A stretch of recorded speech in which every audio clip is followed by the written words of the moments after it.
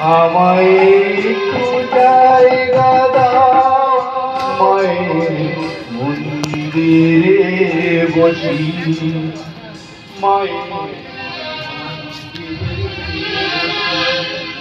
শুরু হয়ে গেছে দেবী পূজার প্রধান শুরু হয়ে গেছে। এরপর দেবতা পূজার পালা।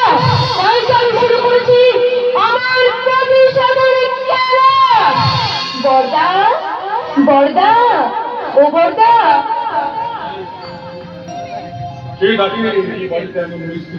আমি আমি আমার ছোট ভাই স্ত্রী ছিলি। দেখি দেখি তোমার মুখখানা একবার দেখি। আমার থেকে নয়, আগে আগে আপনি ওদিকে চেয়ে দেখুন।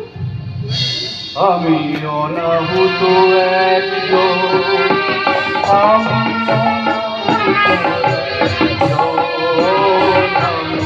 অনাহুত একজন,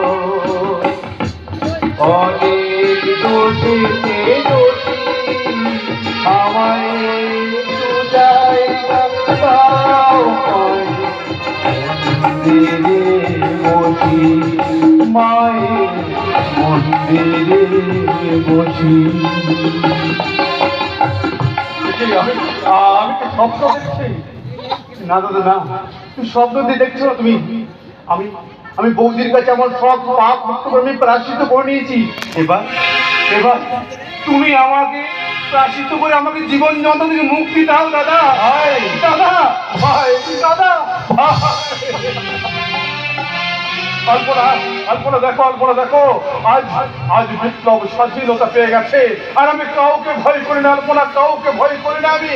না দাদা না, তুই কাউকে ভয় করবি না, আর আজ থেকে এবারে কোনো অত্যাচার করবি না। মনে রাখবি, আজ থেকে তোর ডান পাশে আছি আমি, আর বাম পাশে আছি আমি। বাঁচবো, আবার আমি নতুন করে বাঁচবো। আমি আমি তোমাকেও বাঁচাবো অল্পনা। আমি আমি আর স্বাধীন দুই ভাই মিলে ঝিলিককে সঙ্গে নিয়ে আমি রাত্রির বুক ছিঁড়ে নিয়ে আসবো নতুন একটা সকাল, নতুন একটা সকাল।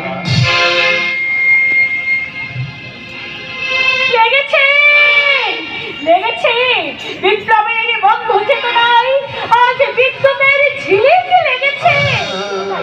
তাই তো আজ আমাদের অন্ধকার জীবনের রাত ভোর হয়ে যাবে।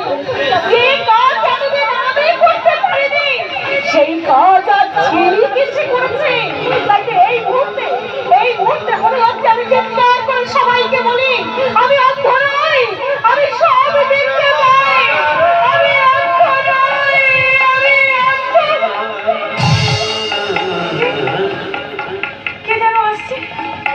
কে কে আপনি? দিদি, আমি অন্য।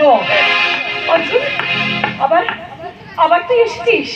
এত অপমান করার পরেও তোর লজ্জা নেই, তুই আবার এসেছিস? করে দিদি, করে লজ্জা করে। সেই দিনে সেই কথাটা মনে পড়লে লজ্জায় ফেরায় আমার আজও চোখ দুটো জলে ভরে যায়।